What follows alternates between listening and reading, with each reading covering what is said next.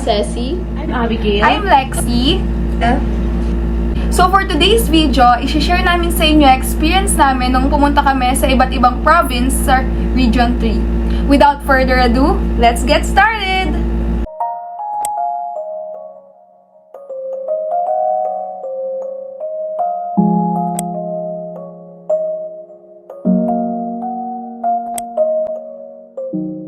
Hello! Welcome to the famous surfing spot here in Aurora, Baler. Aurora is a tourist-friendly province with a multitude of attractions. It is a home to historical sites such as former Philippine President Manuel Quezon's mansions and rest house. A magnificent Catholic church and other historical markers may also be found here in the province. You want to know some facts about Aurora? Then you must continue watching. Aurora is a seaside province in the Philippine Central Luzon area. Due to its remoteness, little is known about the province, although its capital, Baler, is recognized for its surfing scene, which features some of Asia's greatest waves. This place is more than just about surfing. With so many fantastic sights to see, there will never be a dull moment here in Aurora, Baler.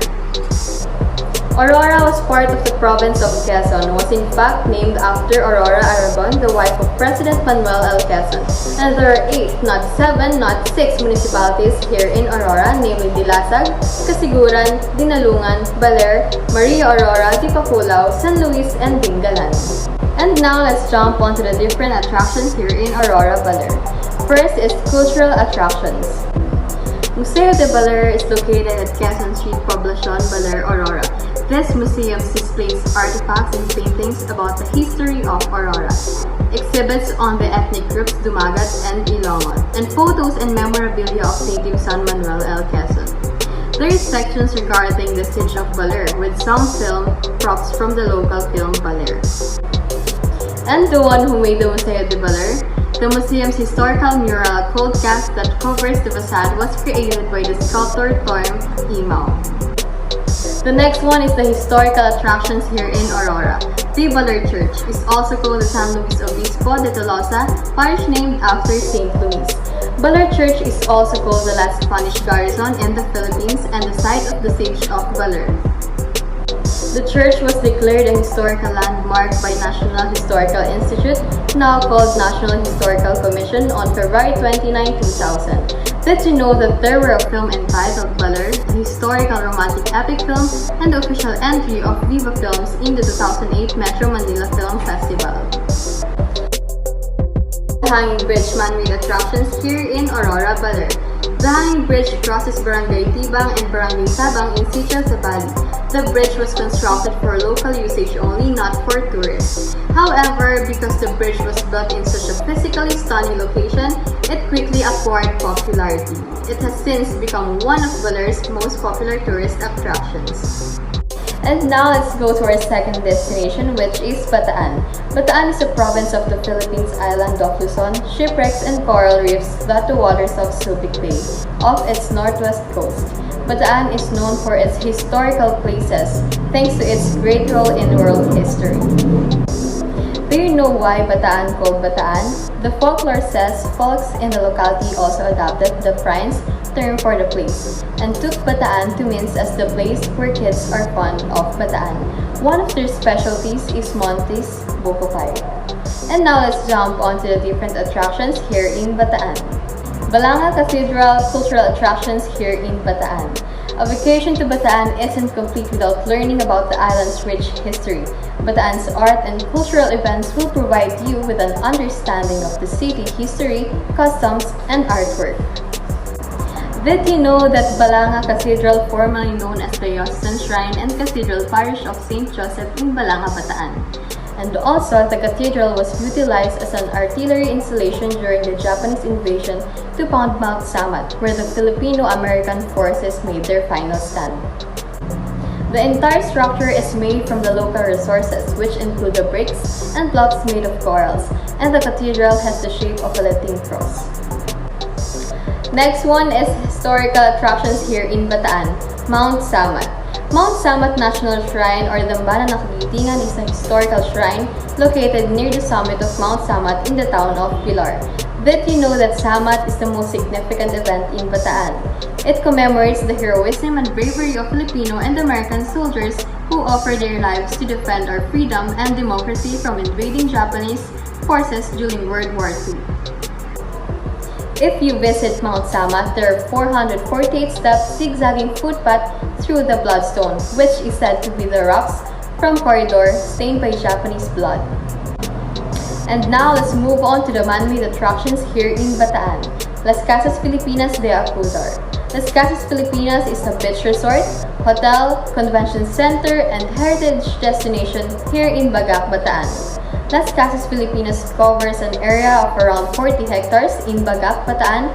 For its lodging facilities, Las Casas Filipinas had 128 guest rooms and 63 elite casas as of January 2021.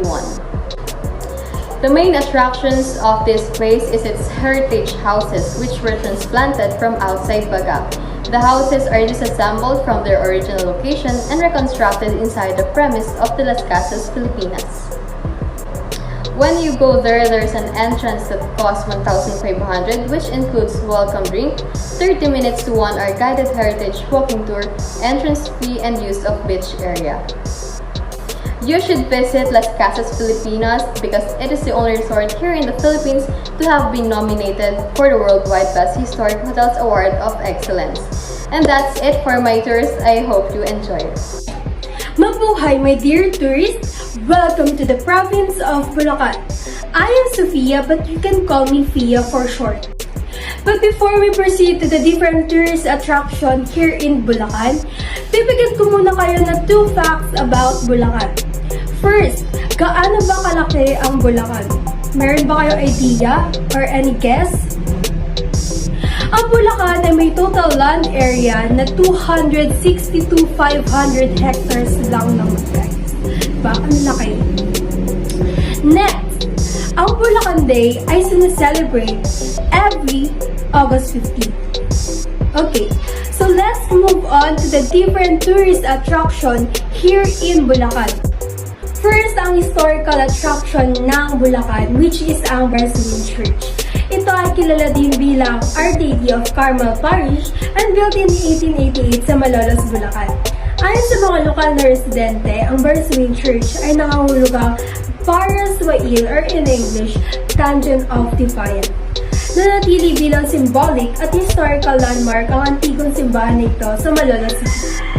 It embodies in its hallowed crown the Filipino people's ambitions and dedications to becoming an independent nation. Next, ang cultural attraction ng Bulacan, which is ang Our Lady of Lourdes Grotto Shrine.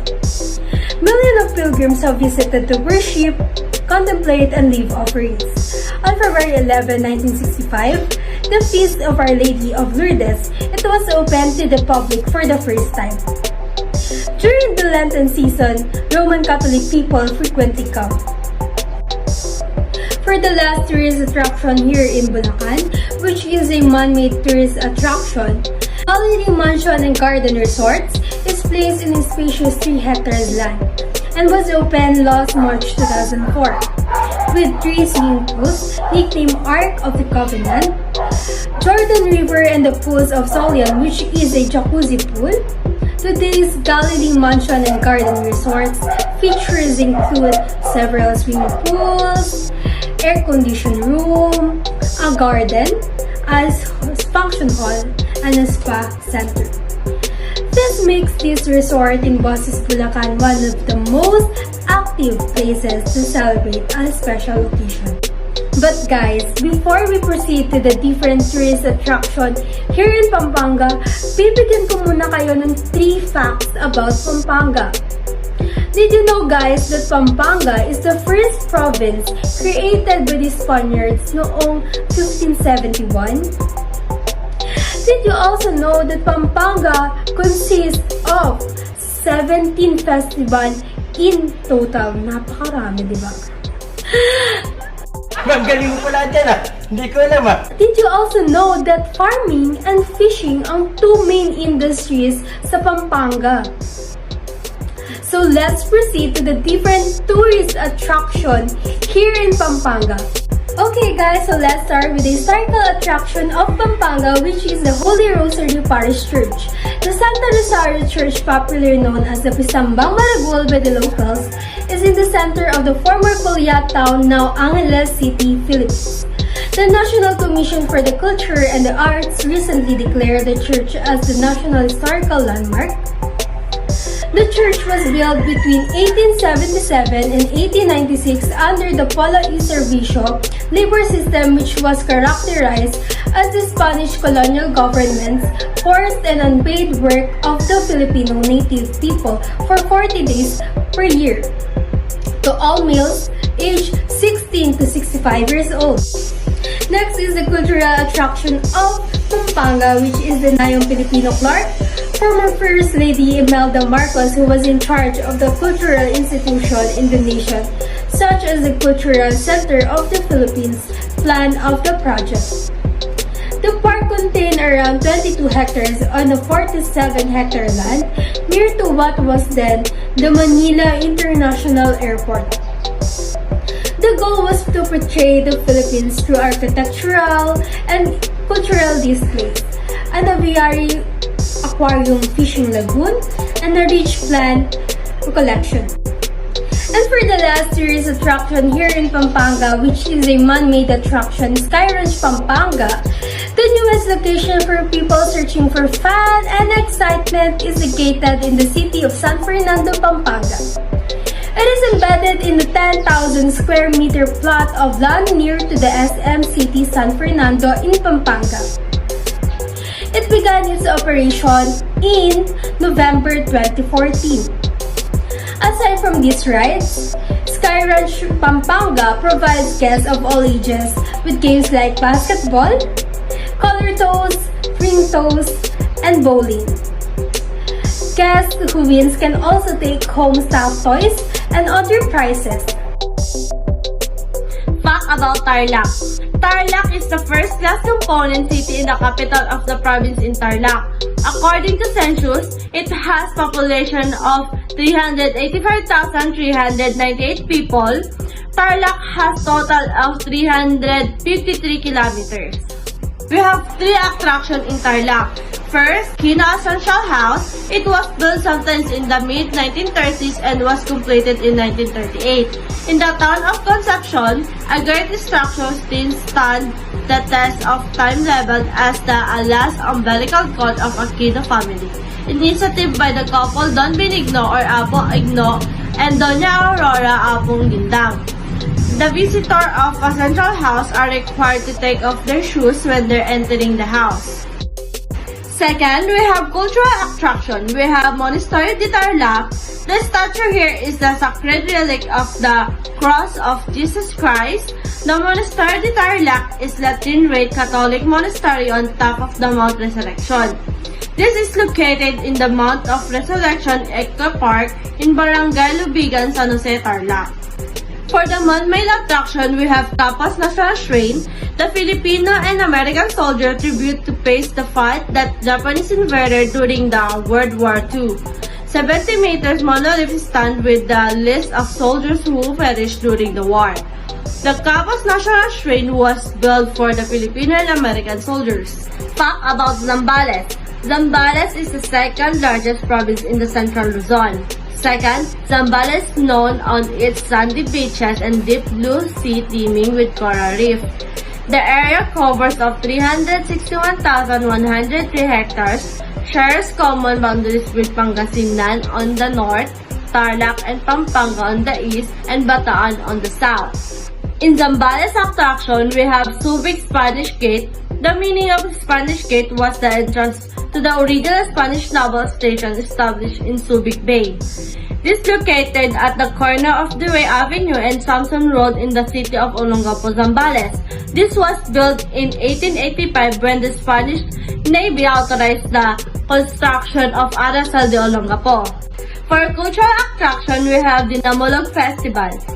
The Namolog Festival, also called Mango Festival. The festival was held in 1999. The year event held in April. For man-made attraction, we have Marikit Park.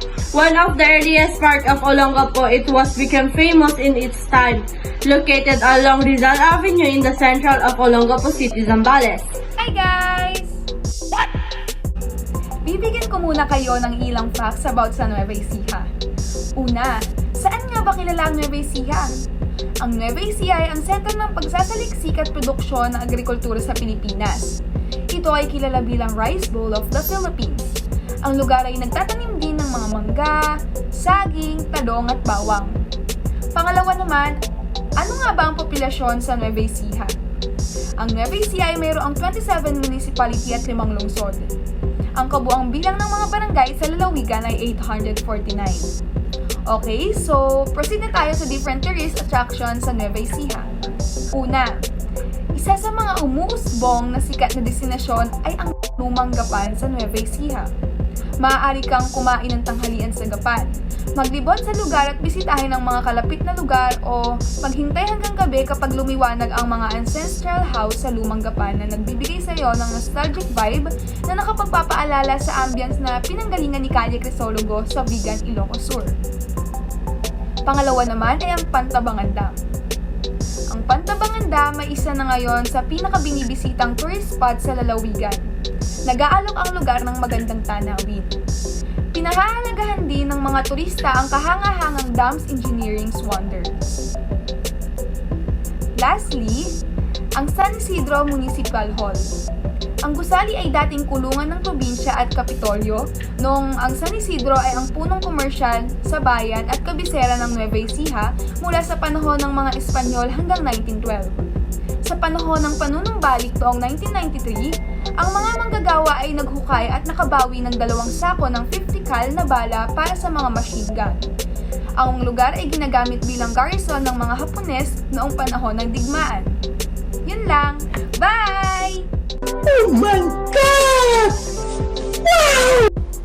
That's it for our video, guys. I know you guys are missing going on vacation to travel different places, to experience their different traditions, and to try their famous specialties. We hope you enjoyed watching as you were traveling and learned something from our trivias and facts of Region 3 Central Luzon.